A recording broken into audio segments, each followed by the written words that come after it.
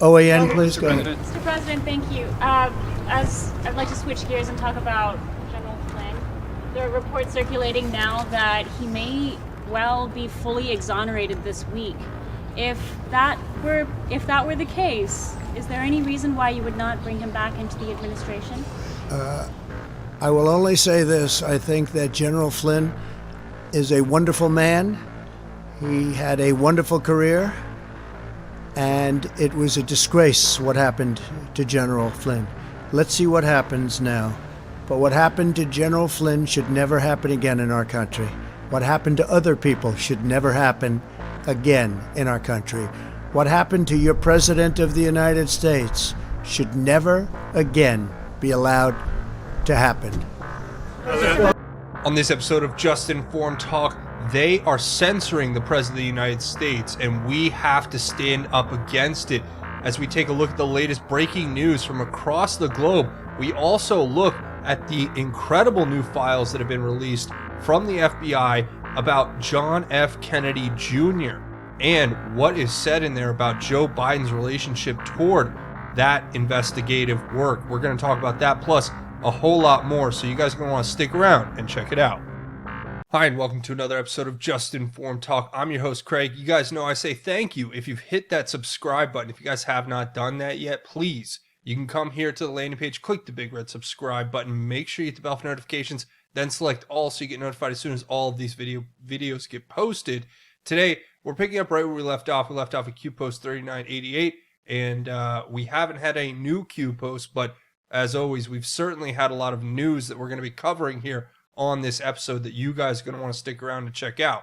But first, I want to let you guys know this video is brought to you in part by Brave Browser. Download it today for free using the link in the description. It is a great product. What is it? It's an internet browser. It's better than Google Chrome, Mozilla Firefox, Internet Explorer, whatever you're using, because not only is it free and easy to download, install, and run on your computer, but it blocks the ads and makes your internet that much better. So download it today for free using the link in the description, and that'll help support this channel. So let's get into the first story. The first story is picking up on where we left off. The last post we got from Q was this picture of the Old North Church where the two lanterns were hung to indicate the British coming to Concord and which route they were going to be taking. You know, the post before that was Q giving us just these two lanterns.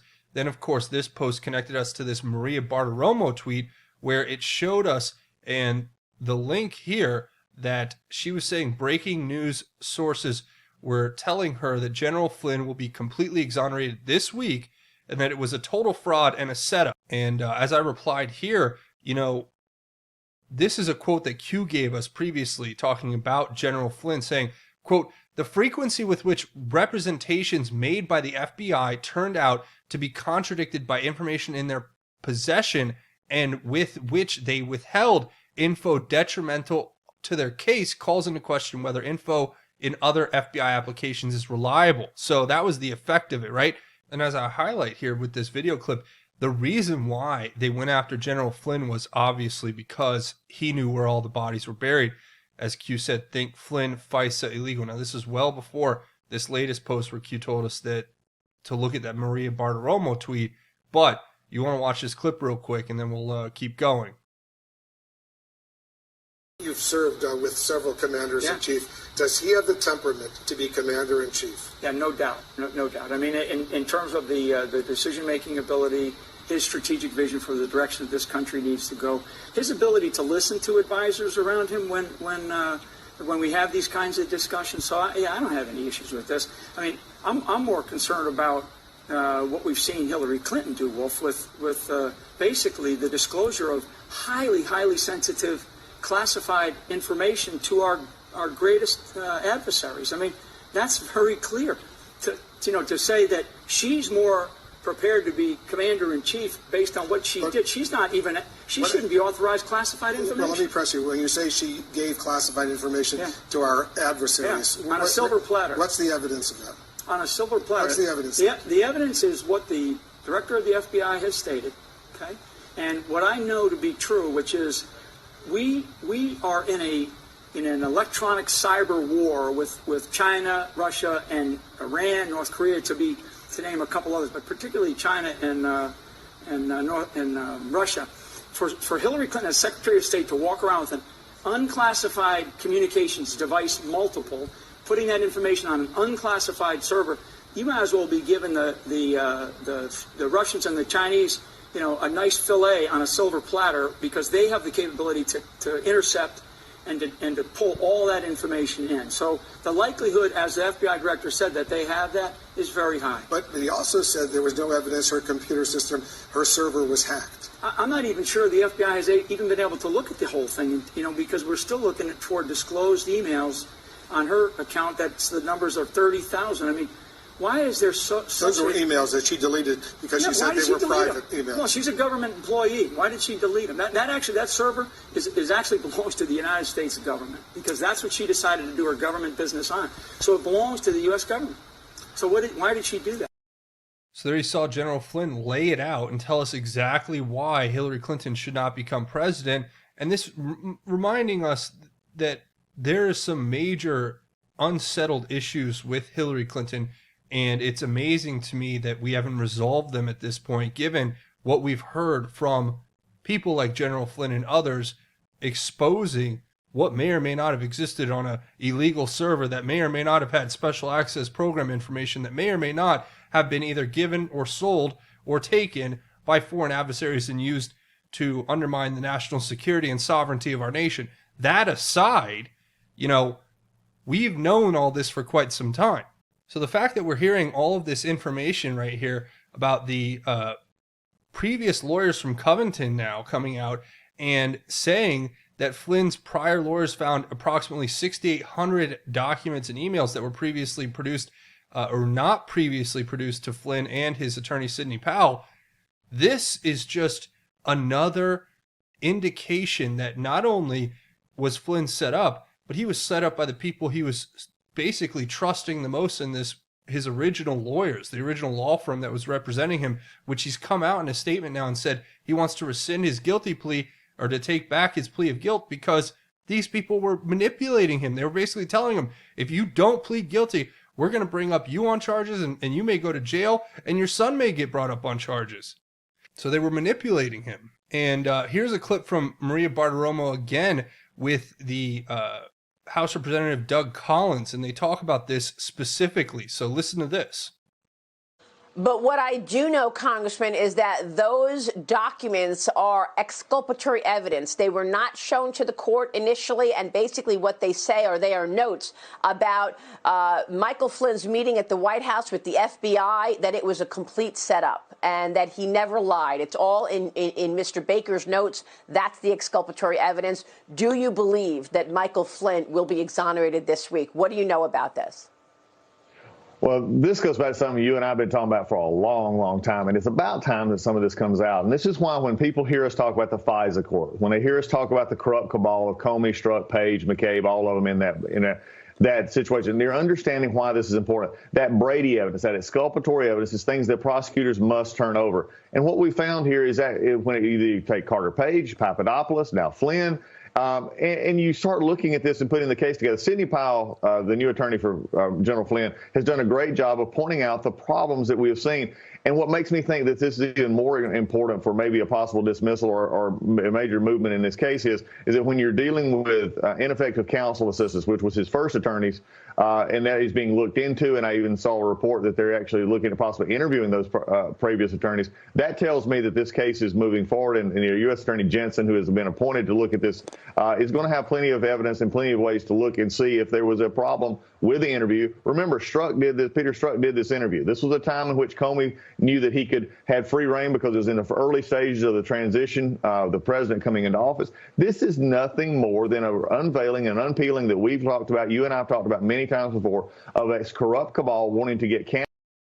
So there you saw it. I mean, I have to say I agree with the characterization given to us by Representative Collins about that this is just us exposing this corrupt cabal, right? And what they've been doing from day one in order to cover up everything that they did to try to undermine President Trump and his administration and to go after those who had helped him get elected and those who could expose the criminality of the previous administration. Don't forget that. So, of course, going into the next story, Politico had to quietly admit that last story you guys heard floating around about Trump owing China millions of dollars just happened to be fake news. But don't worry, they came out and corrected it. They issued their correction at midnight. No, nothing to see here. It's just business as usual with these fake news liars. Of course, for CNN, this crisis, according to this article out of the Hollywood Reporter, is basically just good TV, And that's what disturbs me the most. When I see these people who take this, a tragedy like this, what we're going through, and then they weaponize it and they say, okay, we're going to use this to get the ratings that we need. It's like, okay, well, you understand where their motivations are once you start peeking beneath the surface and seeing how they actually operate. They don't really want to do anything besides keep you in state of pure panic and fear, because that's how and when people are the most easily manipulated and controlled, right? So it's about control. It's about using the manipulation of your emotions to control you. And that's what we've basically uncovered here over the period of time since President Trump came into office. And a lot of people have been talking about this for quite some time before that as well. But we've actually taken it on head on with a president who calls them out for what they are. When he says fake news is the enemy of the people, he means this exact thing right here that we're seeing. It's good TV for a pandemic to hurt this nation and to globally affect so many. It's disgusting, right? But of course, that's where we're at. And the next thing here is from Yahoo News, right? The same organization that gave you such great stories as the Trump Steele dossier being reported on so that it could then be taken and referenced in a FISA court application to spy on President Trump, even though the original source material we know was unverified and was basically planted at Yahoo News to be reported to then be used as verification for the FISA investigation into President Trump and the initiation of this coup, right?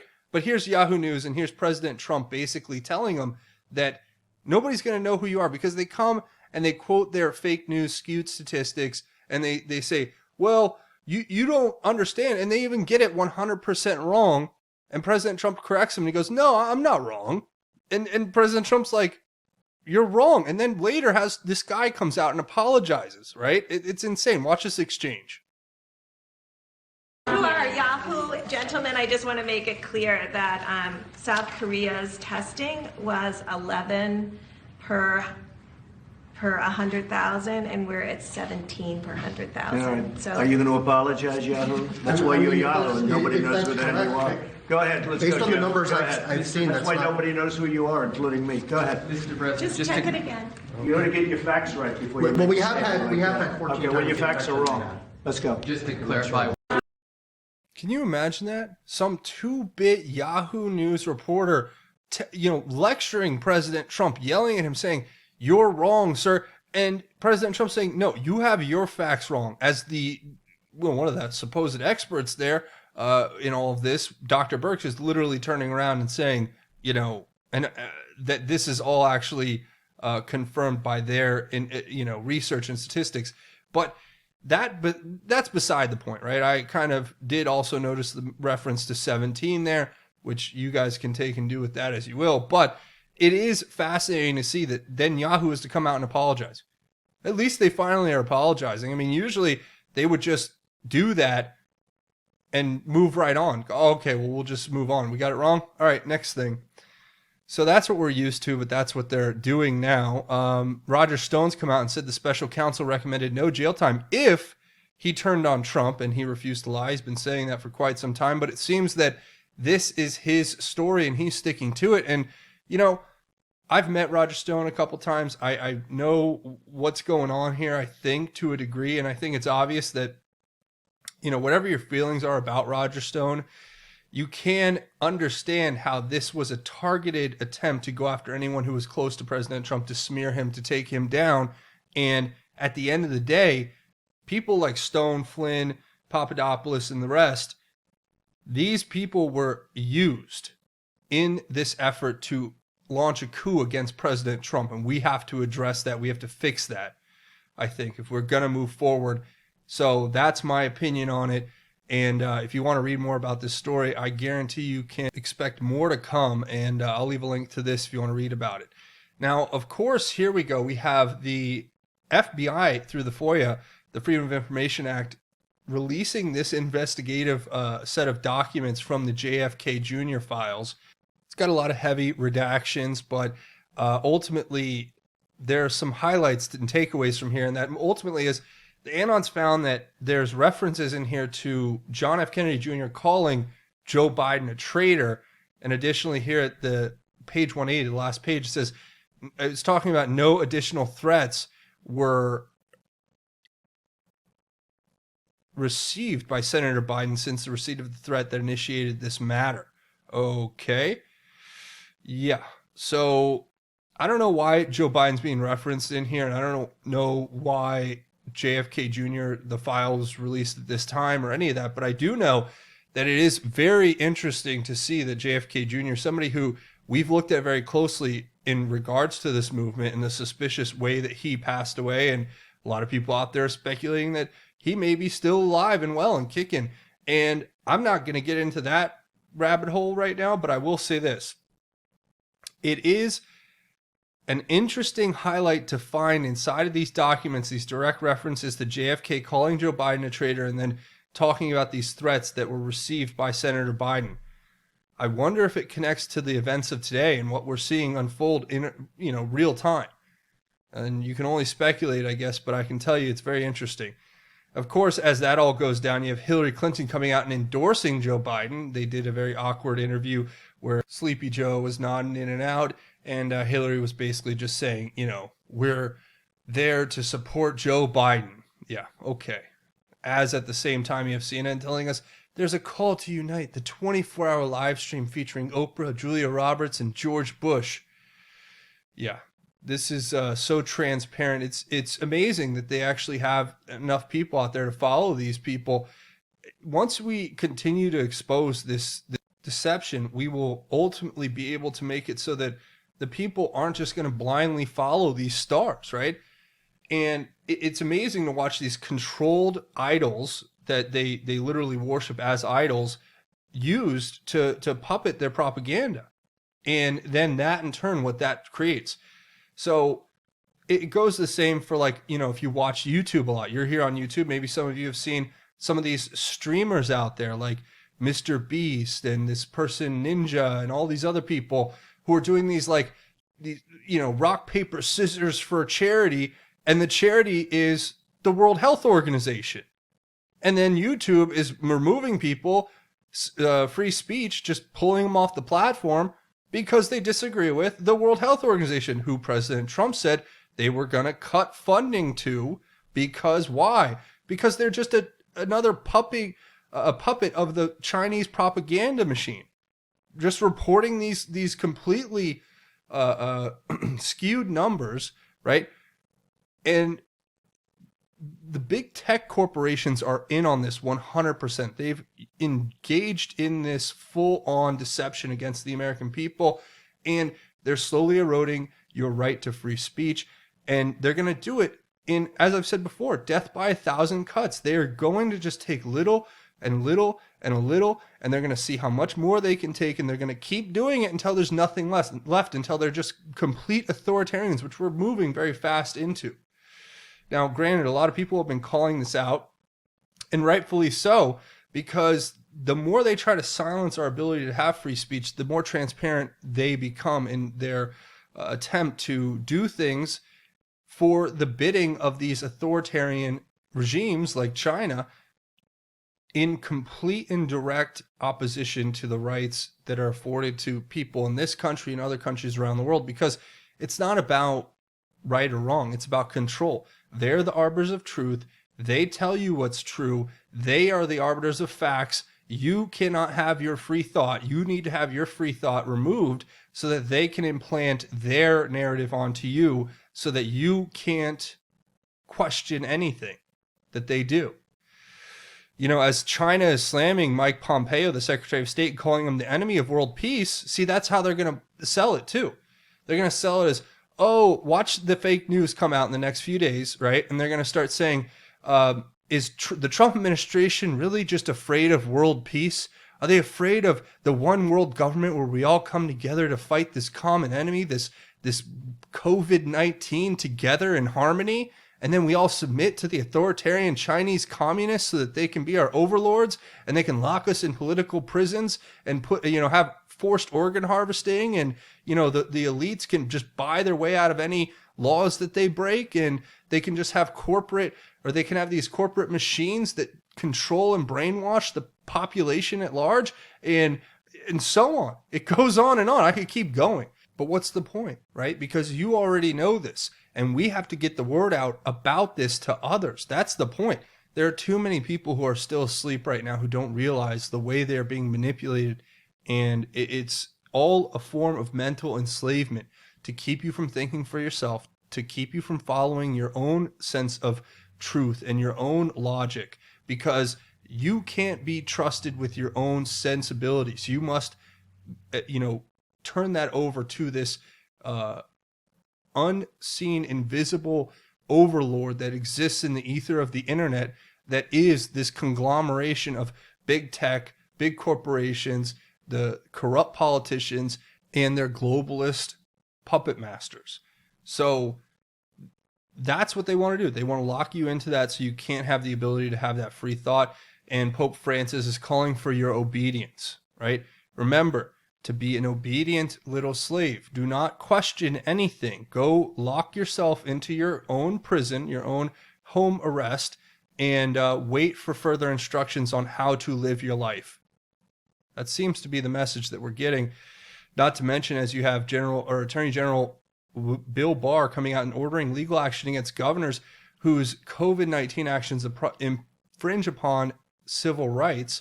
Rightfully so. It's about time, because these tyrannical governors and mayors have to be held to account. They can't just violate your constitutional rights and freedoms because pandemic, right? That is illegal, and that's something we can never let happen in this country, no matter what. And finally, this is a thread I wanted to bring up. 3 Days, 3 Nights did it, and I thought it was very fascinating. It's worth reading through here, but it goes over the fact that this movie Borat, which a lot of you are probably very familiar with, if not, it's this Sacha Baron Cohen film where he basically makes fun of Kazakhstan, and he is pretending to be a person from that place while visiting America. And in the process of that, you're basically lulled into this belief that Kazakhstan is just a empty country with, a bunch of very, very regressive farmers who aren't advanced, right? Well, when it's quite the opposite, and I've actually done research on this in the past, so this thread puts it all together very nicely. But some of the things you have to remember is look at the architecture and the way that this capital of Kazakhstan, Astana, was built. And it's built with all the New World Order, globalist, Illuminati, whatever you want to call it, symbolism, right? It's all built into the way that the maps are drawn, to the pyramids, to the depictions of different statues and other things that exist here. So it's fascinating to me that this thread kind of puts it all together and gives it a very easily explained reason behind the choice to pick this place to put all this stuff. Now remember, this was supposed to be the capital, I believe, as it says here in the thread, of the New World Order, whatever you want to call it, right? The reestablishment of a global order, or the newly established global order, whatever you want to call it. This was their central location that they seem to have picked, and it has everything to do with the New Silk Road initiative from China and the connection between China and Europe, and how, if they tried to connect and then to make an alliance against the United States, then that would be dangerous, right? Wouldn't you think? And I think it's very fascinating when you look at all the information here about the Three Gorges Dam, the Yangtze River, how you have inland shipping. It's worth a read. I'm not going to go through it, slide by slide here, but I'll tell you, it's worth a read, and why this movie was put together, and why, and it's just a good insight into how Hollywood manipulates ideas that they want you to stay away from to convince you they're not important, right? Or how they trivialize the graphic and the obscene and the morbid or whatever to desensitize us to it, to make it acceptable to the degree, or to make it kind of this implausible conspiracy theory that only exists in Hollywood and is just not real. That's their major goal against us, right? And also, the other thing I wanted to point out here was, Bill Gates came out and just said that the next threat to this whole nation will be this bioterror attack, right? And he's saying this with a straight face, but you see how these people react when they talk, and they're laughing about it. And Stephen Colbert, I mean, I get that he's doing a show about a comedy show, but he asked Bill Gates, what do you think the next big threat will be, since you were so right about COVID-19? And he goes, I think the next big threat, will be a bioterror attack. And Stephen Colbert just starts laughing and can't even hold it in. And I highlighted this and I said, look, this is their greatest manipulation. They desensitize you and tell you what's coming next. So Q's told us in the past too, a lot of these people, they have to tell you. That's a part of their whatever it is. I don't know if it's a religion or if it's just a cult following, or the part of their plan for manipulation, right? Like I said, desensitize and normalize things. Whatever it is, it's truly transparent the closer you get to seeing the truth. And now we're seeing the truth unfold in real time faster than ever. So I thought this was worth highlighting and sharing with you guys, because we can't continue to ignore it and stay asleep. We have to wake up and tell everyone we can and expose it and call it out when it happens, so that we can be the agents of change that we want to see in the world. And that's really ultimately what it's all about. So that's pretty much where I'm going to wrap it up. I want to say thanks. Remember, watch these videos, share them on your social media, get the word out there. Before we go, I want to play you some clips from President Trump's latest press conferences, and then we'll go ahead and wrap it up. If you'd like to ask a few questions, I think this would be a good time, because with these incredible people, this is the media. You've heard me talking about it on occasion, seldom, right? But on occasion. And I think with you in the room, I have a feeling that they'll ask me much nicer questions. They'll tone them down, right? And thank you for the apology. I appreciate it. That was very nice. Yahoo. I appreciate it. It was very nice. Yeah, go ahead. Jim, go ahead. Yes, Mr. President. Today, the U.S. hit a grim milestone of 1 million cases of the coronavirus. Back in late February, you predicted that the number of cases would go down to 0. How did we get from your prediction of 0 to 1 million? Well, it will go down to 0 ultimately. And you have to understand, when it comes to cases, we do much more testing than anybody else. So we could go to some of these other countries, as an example, China. If you test, you're going to show many more cases. So we're doing more testing than any other country in the world by far, which we just discussed over in the Oval Office.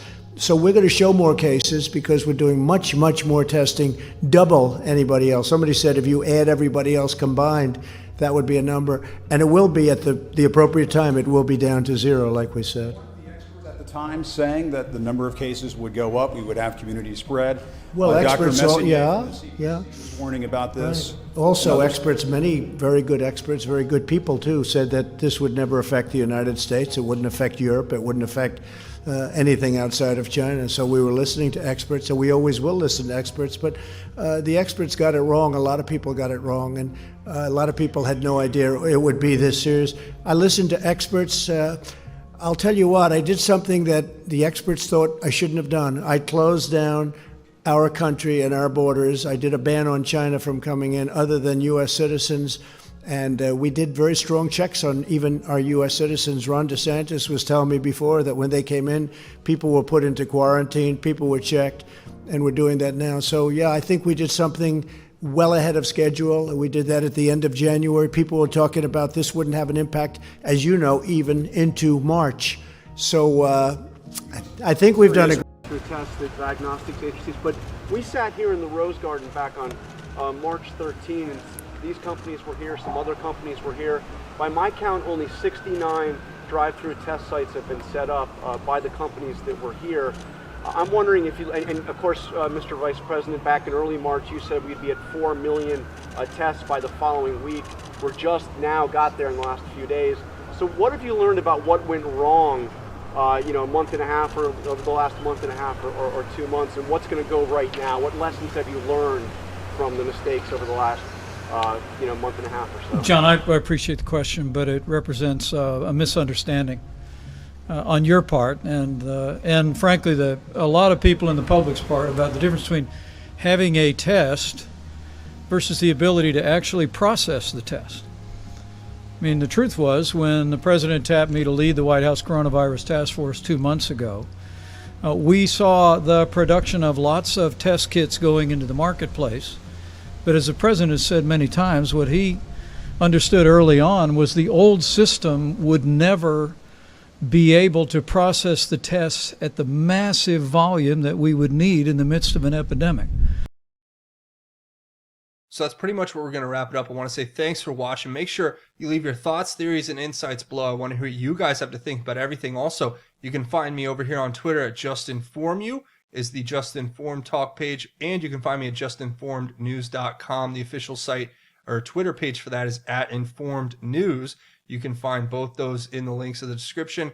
Also, you can find me over here at justinformednews.com. I'm at bitchute.com/justinformedtalk is the backup channel. Also, you can find me over here on Patreon, patreon.com. It's a crowdfunding website. Your support keeps this channel alive. Without you guys, this wouldn't have lasted this long. I couldn't have done it. They've demonetized this channel. They've done everything they can to put it out of business because they want to shut down the independent media and they want to shut down those who are exposing their corruption and their complicity in covering up these crimes. So you guys need to support this channel, and I can't tell you how much I appreciate your support. It's a monthly donation. It's a crowdfunding website. You set it and forget it.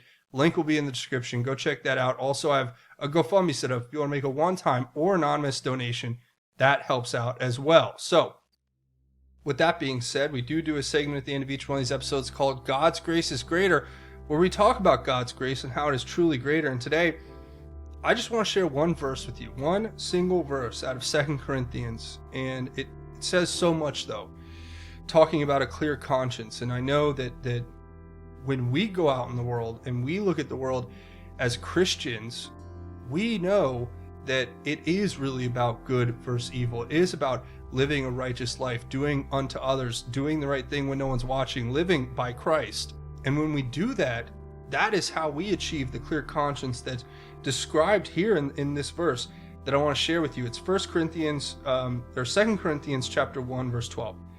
It says, "For our boast is this, the testimony of our conscience, that we have conducted ourselves in the world, and especially towards you, with God-given sincerity and purity, not by fleshly wisdom, but by God's grace."